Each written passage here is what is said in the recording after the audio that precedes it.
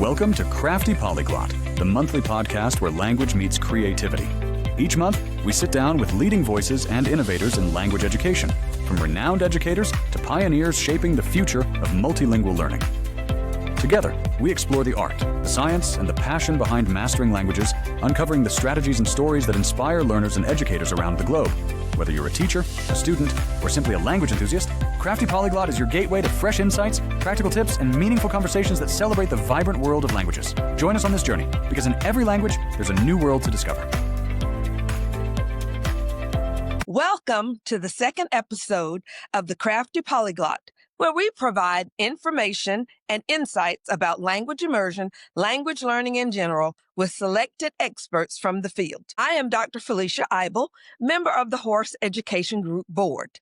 I am proud to welcome with us today Mrs. Mara Cobe. Mara is the K-12 World Languages Curriculum Specialist for Charlotte Mecklenburg Schools, where she supervises world language programs in 7 languages for a school district with over 140,000 students and approximately 275 world language teachers. These programs include K-8 Flex, dual language immersion in 5 languages, heritage, traditional, pre-Cambridge, and IB courses. She has been in public education for 33 years. She worked in rural Illinois, Fairfax County, Virginia, and Loudoun County, Virginia before moving to Charlotte in 2001.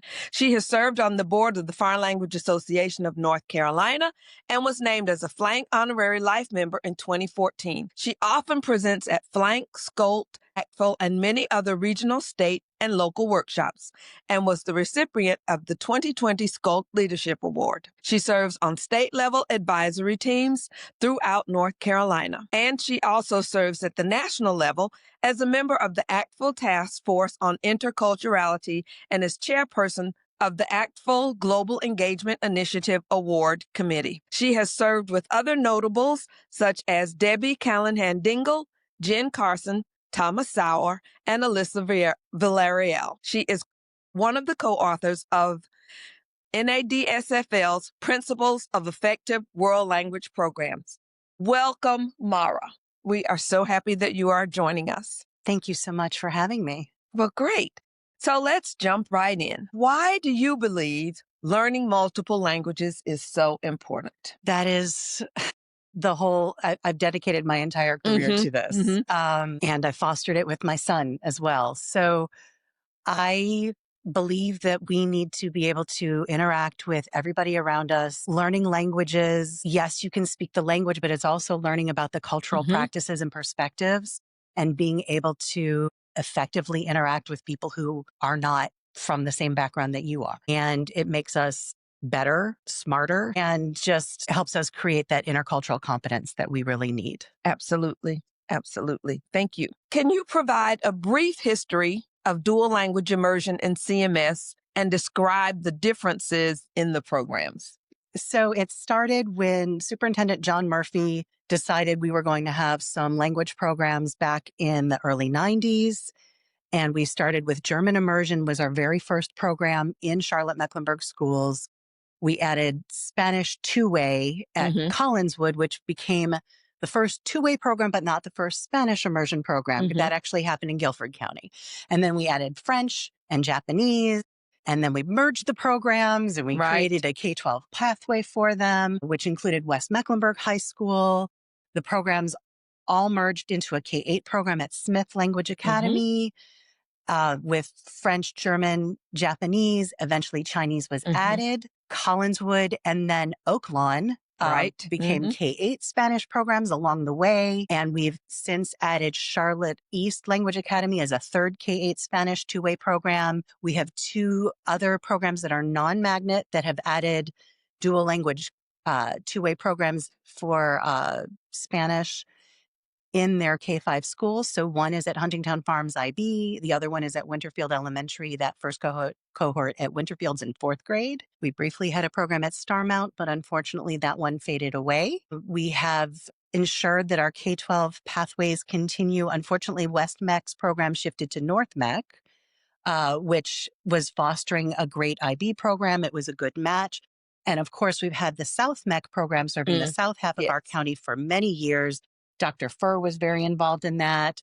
Our programs that were at Smith, of course, and as Olshausen, and then you, and now Dr. Lynn. Collinswood has had a bevy of just very influential people in our district and in our state, including Maria Petrie and Nicolette Grant, and so on and so forth. Okay, the programs. So we have two flavors, if you will. So at what is now South Academy of International Languages, North Academy of World Languages, and their continuation pathways, of course, at South Mech and North Mech, those are considered full immersion one-way programs.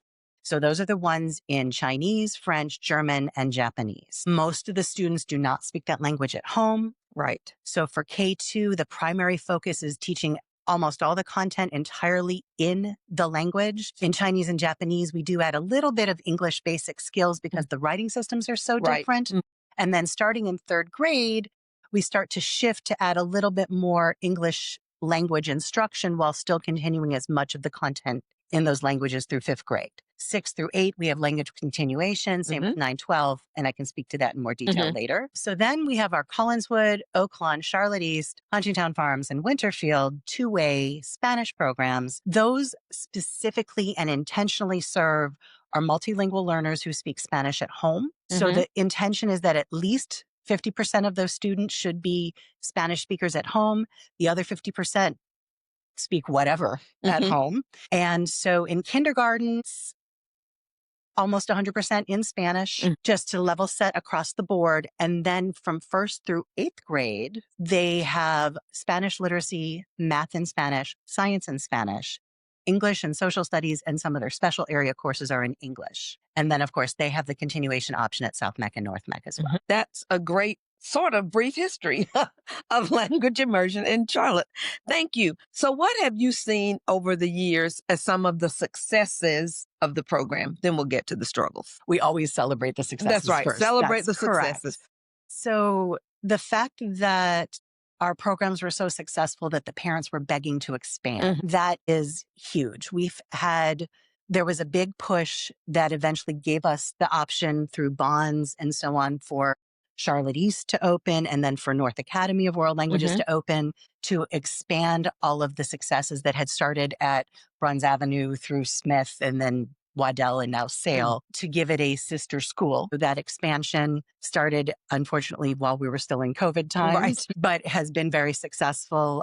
We have those pathways that we've created at the high school, create a 13-year pathway for our students and set them up for success, sometimes even earning some college credits along the way. We've had our graduates go on to live and work in Germany. My son was not part of the immersion program, but was part of the language program at South Mech and is now the first ever bilingual copywriter at Lowe's Home Improvement Stores. Wow, that's impressive. And so there have been copywriters and there have been translators, but he can do both and loves it. That's great. So we're thrilled. But they're just the success story after success story. We have families who've been involved in the programs for 20 years, starting with the oldest sibling all the way down to the next sibling. We have multi-generations, including your own grandchildren. Yes, that's right. And the awards that the students have won, the programs have won, the scholarships that they've received, the travel opportunities. I could go on for days. Right. So also in that vein, there is the North Carolina Seal of Biliteracy. Can you talk about that for a little bit? Absolutely. So that was a state initiative that came out, started just over 10 years ago. And it is called in North Carolina, we don't like those words like biliteracy at the state level. So we have the Global Languages Endorsement. It's one of several high school endorsements students can earn at graduation. And in our case, the Global Languages Endorsement, which is the North Carolina Seal of Biliteracy, students have to demonstrate a certain level of proficiency in English and at least one other language beyond English. They can actually earn it in multiple languages. Yes. So we finally bumped up the rigor at the state level last year. So now they have to demonstrate intermediate mid proficiency in English and the other language. And they expanded opportunities of how students can demonstrate the proficiency in English. There used to only be one way. Now they can do it through an assessment, even from the ACT and the SAT. Wow. In addition to, or a certain GPA in their English classes, and they removed the extra barrier where multilingual learners had to also demonstrate a certain proficiency on access in addition to. Now it's one or the other. And then, of course, for our world language students, the options are to demonstrate that proficiency on an assessment like a stamp test, an AP exam, the DSD from Germany, whatever that might be, or through a course pathway with a certain GPA as well. Great. So what have been some of the struggles? I know. I don't think the struggles for immersion are unique to immersion. There are a few that are a little bit harder, but I think the struggles for immersion are kind of endemic of what's going on with public education in general. Staffing, of course. Definitely. Because at least for K-8, they have to be certified in what they're teaching. Right. In addition to having that high proficiency in the language. So you might find a highly qualified math teacher that could do middle school Spanish, but if middle school, but if they can't do it in Spanish, so what? Right? Or if there are lots of third grade teachers out there, but if they can't do it in Japanese or German, they're not going to be a candidate for our immersion programs. Absolutely. I would say funding is a challenge. Some of the funding, it looks like we're spending extra money on these programs, but we're actually not. Sometimes because we're not spending the money to purchase the English language materials, we can divert some of those funds and reallocate them to pay for the French or the German or Japanese or Chinese materials that are parallel. And sometimes they cost less. Right. But it looks like we're spending different money. Just so we have to make sure that we are very intentional about how we talk about funding. I would have to say space has been a challenge for us. We've built new buildings, and sometimes the buildings were not built to house the size of the programs as they existed. And we had to advocate for those pieces, materials in general, finding appropriate materials that are not too challenging for our students and not too low for our students, that will still make sure that our students are meeting or exceeding grade level expectations. As well as meeting those language targets. I think those are the big ones. There are plenty of others, but those are the big ones. So tell us about the retention rate of students in the programs. I would say we do a decent job. There are not a lot of openings by the end of fifth grade, for example. We do have some students who come in kindergarten who don't realize that this is going to be a commitment, a 13-year commitment. And so sometimes maybe by third grade, we lose a couple of students here and there.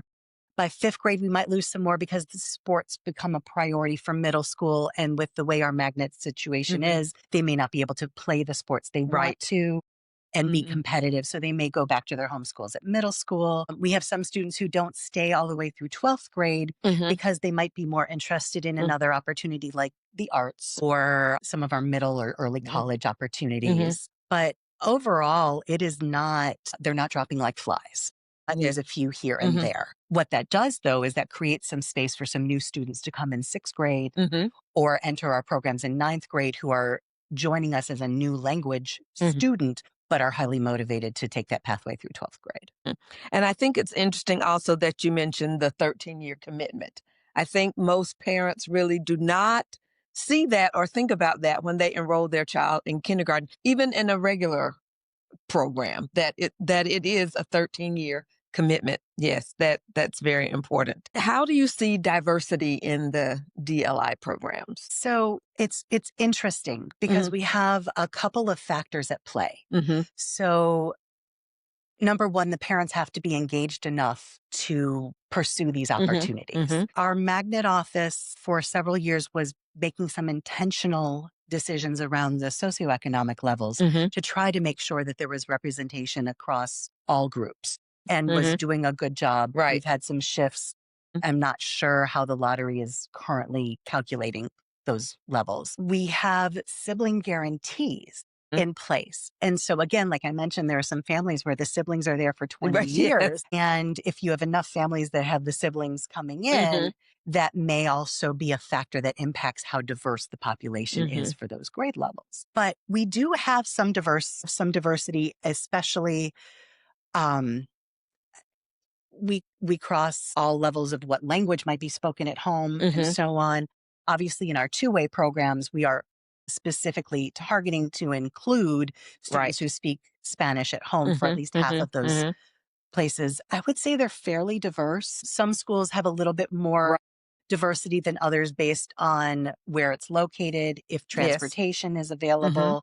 We do have transportation provided, but the transportation may not be right outside their front door. Yes. And so that could be a factor as well. Yes. I think that's important to note. You mentioned the intercultural essence of learning a second language. What are some of the other benefits? Because I know about the benefits of learning a second language, but what are some of the other benefits that you see that parents should know about? Well, especially learning at a young age. Right. So if we start in elementary, for example, and we are building those biliteracy skills or multilingual skills along the way, the students are creating these neural pathways in their brain. And I mean, the way to simplify this is it makes them smarter. Right. They may not have the same vocabulary in English as their next door neighbor, but they have 2 or 3 buckets of vocabulary, which is actually more vocabulary than their monolingual counterparts. Over time, it shows when we take our standardized tests. By the end of 5th grade, by the end of 8th grade, our students are outperforming their counterparts from monolingual programs across the district and across the state. So there's that. The other piece with those intercultural interactions, our students have a different confidence level when interacting with new people, new situations. It doesn't make them older. It just gives them a little more self-assurance, and they handle themselves differently when interacting in unanticipated complications. They tend to persevere. They tend to try to troubleshoot and find a solution. And those are some huge skills that we really want to continue to cultivate. Absolutely. So you spoke a little bit about the data previously and the assessments that you use. So could you tell us a little bit more about the assessments that we're using to assess students' proficiency in the language? And are they different assessments for the different languages? I know that STAMP is used, so tell us a little bit about that. Okay. So let's start with the stuff that's the same. Okay. And then we'll talk about what's different. So at the end of 5th grade, and then in 6th, 7th, 8th, we are using the STAMP assessments from Avant Assessment. We also use that same assessment for any late entry immersion student that has the language from a previous experience, but wants to come in let's say 2nd grade or 4th grade. So we are using the same measuring stick for across the board. So those assessments are used to measure interpretive listening, interpretive reading, presentational speaking, and presentational writing. And the Avant assessments are aligned to the ACT full proficiency levels. The way they are designed, especially for the ones we use in 6th through 8th grade, where they have to respond to 3 prompts for speaking and 3 prompts for writing. It actually gets at what their proficiency level is, not just a one-shot performance. Those scores can even be used towards the global languages endorsement, because those are a tests that are recognized at the state level as being valid and reliable, and so on. So those tests are used. We also use those for our non-immersion students for levels 1 and 2, and for our heritage speakers 1 and 2 courses all the way in grade 6 through 12. So we're comparing apples to apples to apples all the way across. We have tried other assessments in the past. We seem to be very comfortable with what we're getting with the STAMP tests right now. All right. For students who go on into the high school programs, of course, they may have the opportunity for AP or IB assessments. And again, those are either nationally or internationally normed. And those scores, again, can also be used towards their global languages endorsement, may even be worth college credit, whatever it might be. All right. But what about going on before 5th grade? Right? What are we doing with that? Because we can't wait till the year 6 of a program to figure out if they know the language. Right. Exactly. So for French, most recently, the past couple of years, we've been using something that was created by Acadience Learning, which was originally known as EYBL, which is, for all intents and purposes, it's the French version of Dibbles. Okay. So it measures fluency and phonemic awareness and all the things that you would measure for K3 English, but it does it in French for French. Right. Which is fantastic. So we have that opportunity.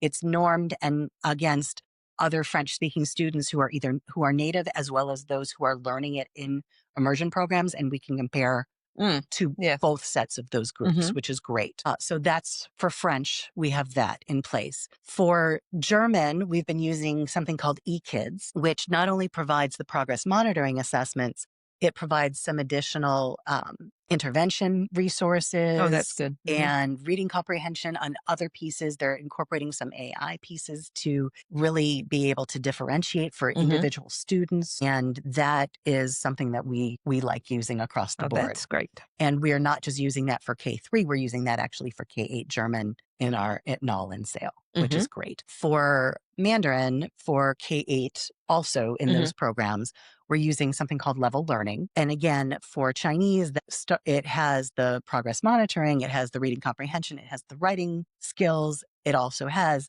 intervention resources, and so on. For Japanese, it is contained at one school, one class per grade level. Right. We are working with the teachers to try to emulate some pieces of what we use for dibbles, but for Chinese and Japanese, because we're also doing a little English instruction even in kindergarten, they also do the dibbles and the iReady just like everybody else, and the Amplify English tests. For Null and Sale, the Amplify tests are not done in English at the state level for our French and German programs. And then for Spanish, let's talk about all the things we're doing for Spanish. So for Spanish, the state does have a Spanish version of the Amplify assessment. So all of our kindergartens are using the Amplify Lectura at the state level for that beginning of year, middle of year, end of year testing, just like anybody would be doing for English. Starting in first grade, they do the English, and they have the option of doing Spanish all the way to third grade if they want. We have something it was called iStation Español. It's now under Amira. Everybody's changing companies on me. And we do that for additional progress monitoring, intervention, resources, and so on for Spanish. And then, of course, their curriculum from Benchmark also has some additional progress monitoring resources. So we are measuring as much as we can. Japanese is the one that we don't have a lot of resources for at the moment. Right. But there's plenty of data to understand and see the progress that the students are making and how their proficiency is growing in their language. Absolutely, yes. Yes, yes. And so you also have hit on some of the differences in the programs, the Spanish dual language immersion and the Chinese, French, German, and Japanese immersion programs at SAIL and NAL that are one way. When you think about that, do we know how parents choose these programs or why they choose certain programs? It's interesting. And it's more anecdotal for me from the parents that have interacted with me. Right. Just 2 weeks ago at our district's Endless Possibilities Fair, I happened to encounter some families who were at Huntingtown Farms in the immersion classrooms, but were looking to transition to Collinswood, for example. And then, of course, I've spoken with these sometimes it's because they have a heritage where grandma, grandpa speaks, or mom or dad speaks the language. So there's an interest, there's some motivation for the students to acquire and maintain that heritage language. So sometimes that's a piece of it. Sometimes it's, hey, I know that I want my child to travel and I want to give them the world. And Charlotte, North Carolina is an international city. And we need to make sure our students have all the opportunities possible. Some parents I've seen with their applications in the school choice fair will put down 3 different languages. They don't have a preference of language. They just know they want the child in the program and they'll take it. Again, as we mentioned, that sibling guarantee. Well, Johnny did German and then Susie did German. So now the other 3 are going to do German as we go. Right. So it's just fascinating to see why they choose what they choose. Yes, yes, it's really good. And it's good that parents see the value in supporting their children in learning a second language. Yes. That is very important. So describe again, or a little bit more in detail, the high school articulation in the language programs and how it's different from just learning a second language in high school. Absolutely. So if I'm a continuation student coming from Collinswood, SAIL, Null, whatever, Oaklawn, Charlotte East, I'm already at a high enough proficiency level coming out of 8th grade that I don't start over in level 1. Right. But I've also been signed on for a 13-year commitment, which means I really should get as much language as possible and try to reach as high of a proficiency as possible before the end of 12th grade. A typical student will come into the ninth grade starting in Honors 3 and then take a companion course the opposite semester called Honors Civilization and Culture 1, which is basically a combination of being an enrichment and some little bits of intervention and supplemental pieces. But the whole point of having the paired classes is so that they will have language every single day. Right. That is the intention. If they are in the magnet programs at South Mech and North Mech, they're required to to take 2 courses that are in the magnet pathway in 9th grade, 10th grade, and 12th grade. With 1 class in 11th grade, it's a holdover from when there used to be an internship piece. But now it's more because there's a lot going on in 11th grade Right. and we're not going to overwhelm the children. That's just too much. So again, they come in usually Honors 3 and Honors Civ and Culture 1 in 9th grade, usually in 10th grade, Honors 4 and Honors Civilization and Culture 2. 10th grade or 11th grade is usually AP. 12th grade is usually Honors 6. For Spanish, we do have AP Spanish 6 literature, but the College Board doesn't have an AP 6 for everybody else anymore. So then they would take Honors 6 and then usually some other partner class that could be AP Human Geography, AP European History. It could be Honors 7 if they wanted to fit that in, or they could have added a 3rd language and they could be also taking that as well. At North Mech, it looks very similar, except that pathway takes them up to the IB levels instead of the AP levels. I see. Okay. But the goal, again, 2 courses in the language every year except 11th grade, whenever possible. Great. What do you see as the future of language education in the digital age? That's a loaded question. So the digital age 5 years ago looked very different than it does today. Exactly. So for me, I mean, you have to understand, I've been in education, world language education for 33 years, where the first textbooks I got to play with as a teacher had cassettes, right? And we had overhead transparencies. And the digital age has shifted how we provide input to our students. Authentic resources are literally at the touch of your fingers. You have to now be very savvy about what type of authentic resources. Yes. How are they truly authentic? If you're going to create a resource to use, which some people will do to target a specific grammar structure or something, you have to also make sure that it is appropriate and so on. We have, like, I used to collect wrappers from candies and old bottles and things like that so that my students could see what the things looked like from the various French and Spanish speaking countries. And now I don't have to do that. We can literally open your phone, open a device, whatever it is, and poof, they can see it. They can actually see people interacting with it. It's crazy how much that is there. The other piece with the digital age is now the teachers have to shift where they're spending their time and how they're spending their time. Where I used to spend time with, my purple pen, not a red pen, going and making sure that I was grading every little piece and so on and so forth. Now we can leverage tools like something like Edpuzzle, where you can take an authentic video and you can use it and embed questions that the students can either type a response or speak a response to. Some of those questions can be auto-graded. Some of those questions you can still grade yourself, but the fact that there are things that can auto-grade from an authentic resource, my time is now not spent that I'm grading 200 quizzes. My time is now making sure that whatever task I've given them does have something appropriate at the right proficiency level and that I'm giving them actionable feedback. It's shifted things tremendously. Well, thank you, Mara. Is there anything else that you would like to add regarding language immersion, language learning, language teaching? Because you have certainly provided us with a wealth of information. Again, this is, I've been doing this for 33 years. I believe in it so much that that's what I put my son on a pathway that led him to where he is. And it's so important, I would say, especially in today's climate, with a combination of the accessible technology and some of the perspectives we encounter on a regular basis, that the language and intercultural pieces are so essential. They're not fluff. They're not extra. They really are core for the future.